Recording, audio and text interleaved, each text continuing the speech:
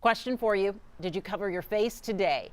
It is now a requirement in Harris County, including the city of Houston, but it is important to note Governor Abbott issued an order this afternoon saying people cannot be fined if they do not follow a mask order. Jason Miles has more.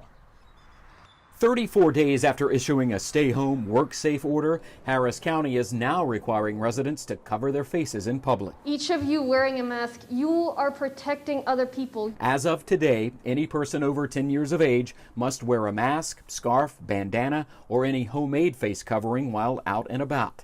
Exceptions include eating, drinking, when you're at home, or exercising. I'm really glad I don't have to wear it while I'm exercising at the park. Another place where you don't have to wear a face covering is while driving or in your car.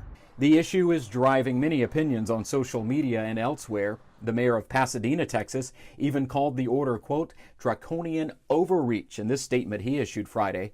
Meanwhile, here's what some of you had to say today. I feel better being around other people who are wearing them, and I feel uncomfortable being around people who are not wearing them. I feel like if you feel the need to protect yourself because of the situation, then that's your choice. But if you don't want to wear it, then that should be your choice as well. In her daily update, Judge Lina Hidalgo said this is not a police state, although penalties, including a $1,000 fine, are in effect for noncompliance. This is about protecting life, protecting safety, and we have to send the signal that it is not optional. Both city and county officials have said they do not plan to issue citations, something Governor Greg Abbott says is prohibited under his order. However, private businesses like supermarkets can keep you from entering without a face covering. In Houston, Jason Miles, KHOU 11 News.